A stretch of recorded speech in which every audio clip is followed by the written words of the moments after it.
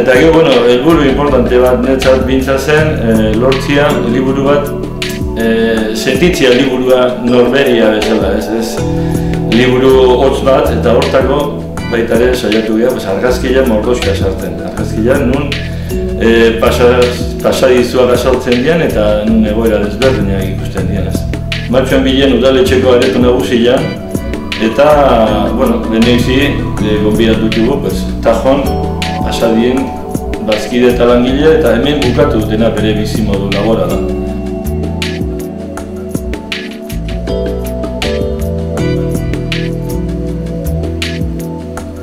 Bueno, ito segurazki bat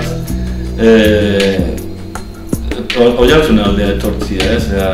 Hemen egia esan suerti izan du genuen lokal hau hemen gutxa aurkitzia eta zeren bazen aukera handitzeko eta baita ere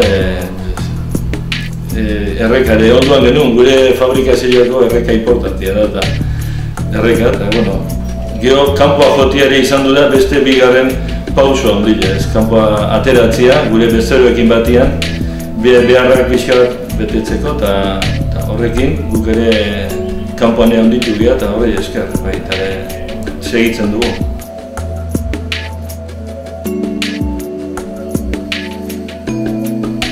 Garbi dago, gure etorkizuna, gure bezeroen onduan segitzia dela. Haindik urruti ez dago etorkizuna handilik.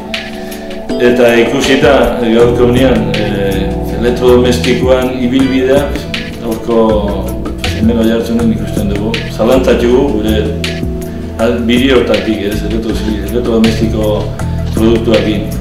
Automozioakin apustu egiten egia eta, bueno, hori mantentzen nahi da eta, bueno, ez da gutxi gaurko unean ez.